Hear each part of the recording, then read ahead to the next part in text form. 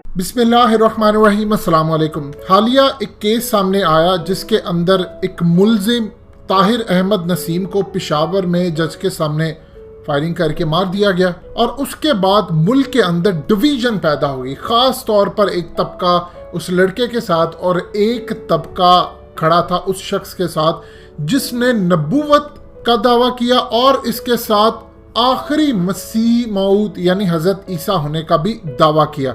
अब सूरत हाल ये है कि बहुत सारे लोग कोई इसके साथ खड़ा या कोई उसके साथ खड़ा। एक चीज़ ज़हन में रखिएगा, आप राइट या लेफ्ट या किसी के साथ खड़े होना बात ये नहीं होती। आप सिर्फ हक के साथ खड़े हो और हक ये कहता है कि कोई भी इस मुल्क के अंदर हो या दुनिया के अंदर हो, अगर कोई नबी पाक सल्लल्लाहु अलैहि वसल्लम की शान में गुस्ताखी करता है या आखिरी नबी होने का दावेदार बनता है और अदालती कानून उसको सजा नहीं दे पाता, तो बताइए फिर लोग क्या करेंगे। आप हाथ के अंदर जब कानून उठा लेंगे तो सूरत हाल क्या सामने आएगी। ये है कौन था, ये क्या वाकया हुआ। हकीकत टीवी आपको पूरी बैकग्राउंड बताने जा रहा है। मजीद डिस्कस करने से पहले इस वीडियो को लाइक करें, हकीकत टीवी को सब्सक्राइब करें और बेल आइकन पर जरूर क्लिक करें। फिर आपको अंदाजा होगा कि असल सूरत हाल क्या आती है। देखिए, मुसलमान कभी भी बर्दाश्त नहीं करता कि कोई शख्स उठकर ये दावा कर दे, और ये पिछले कई सालों से ये तमाशा बढ़ता जा रहा है। उसकी रीज़न क्या और इसराइल का इसमें पार्ट क्या होता है, इसको भी आपको बताएंगे। लेकिन सबसे पहले एक चीज़ समझ लीजिए कि ये जो शख्स था ताहिर अहमद नसीम, ये बेसिकली अमेरिकन सिटीजन भी था। ये शिकागो में रहता था और इस तमाम सूरत हाल के अंदर कहानी कहाँ पर शुरू होती है और ये वाकया क्या हुआ है और इसमें CIA किस हद तक इन्वॉल्व थी, इस वीडियो में आपको तफसीली पता चलेगा। 24 अप्रैल 2018 को ये तब की बात है जब इलेक्शन होने में पाकिस्तान में चंद दिन या चंद हफ्ते बाकी थे। एक दरख्वास्त मौसूल होती है पेशावर में एक थाने के अंदर, और इस दरख्वास्त को देने वाले शख्स का नाम था अवैस मलिक। ये असल में इस्लामाबाद का एक मदरसा है जहाँ पर ये असल में पढ़ते हैं। इन्होंने असल में उस दरख्वास्त के अंदर बताया कि फेसबुक पर एक शख्स से मेरी गुफ्तगू हुई, मुझे फ्रेंड रिक्वेस्ट आई और उस शख्स ने अपना नाम ताहिर नसीम बताया, और फिर उसके बाद एक दावत का सिलसिला शुरू हुआ। मुझे इन्होंने दावत दी और कहा कि असल में मैं मुजद्दिद हूँ इस सदी का, और इस तमाम सूरत हाल के अंदर उसने बड़ी अजीब व गरीब बातें कही कि कुरान मजीद में भी मेरा जिक्र है, ये है वो है, नाउज़ुबिल्लाह, और कहा मैं आखिरी नबी हूँ, नाउज़ुबिल्लाह, और फिर कहा कि हज़रत ईसा अलैहिस्सलाम वफात पा गया, उनकी रूह मेरी शक्ल में आ गई। ऐसी बेहुदा और बकवास तरीन इसने बातें कही। कोई भी शख्स चाहे वो चैट करे या कहीं पर हो, जब कोई मुसलमान ये सूरत हाल देखता है, कोई नबूवत का दावेदार है, जिस तरह मिर्जा गुलाम अहमद कादियानी ने दावा किया, आज तक मुसलमान उस तकलीफ से बाहर नहीं निकल पाए। इस शख्स ने इसी तरह दावत दी। अब जो असल में दरख्वास्त गुजार था वो समझदार बंदा था। उसने जाकर अगले रोज 25 अप्रैल 2018 को मुकदमा दर्ज कर दिया कि ये फलाना शख्स है, ये कह रहा है, और तमाम चीजें उसने दिखाई।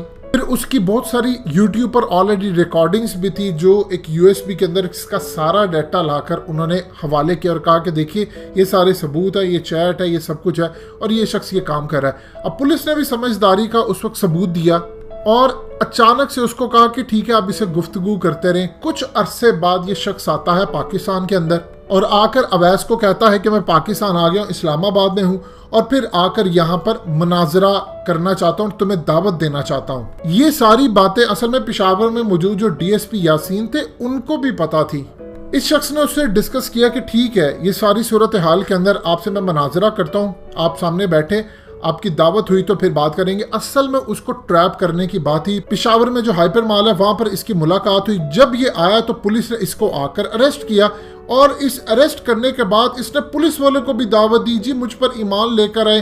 फिर केस जब अदालत में गया वहां पर भी जाकर ये काम करता रहा। इसकी एक वीडियो भी आपको मिलेगी सोशल मीडिया पर जहां पर ये बहुत सारे उलमा हजरात के साथ होता है और वहां पर जाकर कहता है कि मेरा दिमाग खराब हो गया था, मैं ज़हनी मरीज था, तब मैंने इसकी दावत दी या मैंने आखिरी नबी होने की बात की, अब मैं ठीक हूँ। सवाल ये पैदा होता है कि जब ज़हनी मरीज होते हैं तो आप ये तो नहीं कहते कि मैं अमेरिका का प्रेसिडेंट हूँ, आप ये तो नहीं कहते कि मैं इंडिया का प्रेसिडेंट हूँ। आज आके आपको एक ही बात मिलती है कि मैं नाउज़ुबिल्लाह आखिरी नबी हूँ या मैं ये नबूवत का दावा किया। जब मोहम्मद सल्लल्लाहु अलैहि वसल्लम आखिरी नबी रसूल सील लग चुकी है खत्म नबूवत की, उसके बाद फिर कोई दावा करना, ये चीजें करनी कुछ समझ में नहीं आता। अब इस सूरत हाल के अंदर मामला ये हुआ कि जैसे ही अमेरिका को पता चल गया, उस वक्त अमेरिकन एम्बेसी ने राब्ता किया खास तौर पे इस शख्स से जिसका नाम अवैस मलिक था। अब अवैस मलिक को कभी अमेरिकन एम्बेसी से कॉल आती है, कभी सीआईए की तरफ से कॉल आती है, लेकिन उसको पता नहीं चलता, बहुत सारी कॉल्स आती हैं। कभी उसको फिनलैंड से, ऑस्ट्रेलिया से उसको कहा जा रहा है कि आप इस केस से विड्रॉ हों, आपको पैसा दिया जाएगा, नेशनैलिटी दी जाएगी, ये दिया जाएगा, वो दिया जाएगा, हर तरह का उसको लालच दिया जाता रहा।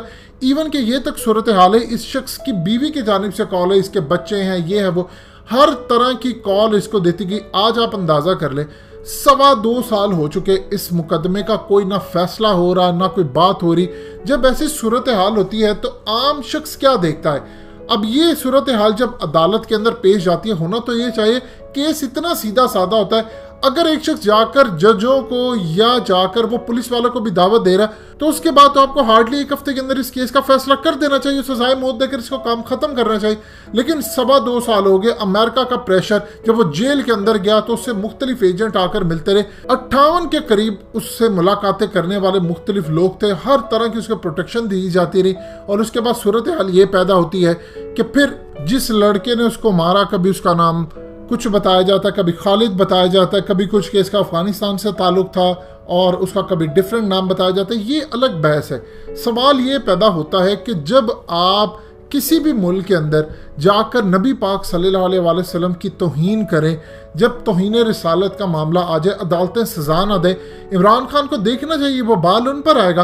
क्योंकि आप 2018 से इक़्तिदार में और आपने वादा किया था कि मैं जब इक़्तिदार में आऊंगा जुडिशल सिस्टम बेहतर करूंगा। इनकी तकरीर बड़ी पड़ी है, अदालत ने इनको कई दफ़ा कहा कि आप आए जुडिशल सिस्टम बेहतर करें, लेकिन कोई मामला नहीं हुआ। फिर उसके बाद क्या होता है? इस मुल्क के अंदर कानून का ये हाल है कि आपको 20-20, 25-25 साल लग जाते हैं, आपको फिर भी इंसाफ नहीं मिलता, नस्लें मर जाती हैं। फिर लोग कानून हाथ में उठाएंगे और आप कहते हैं कि फलाना ने कर दिया।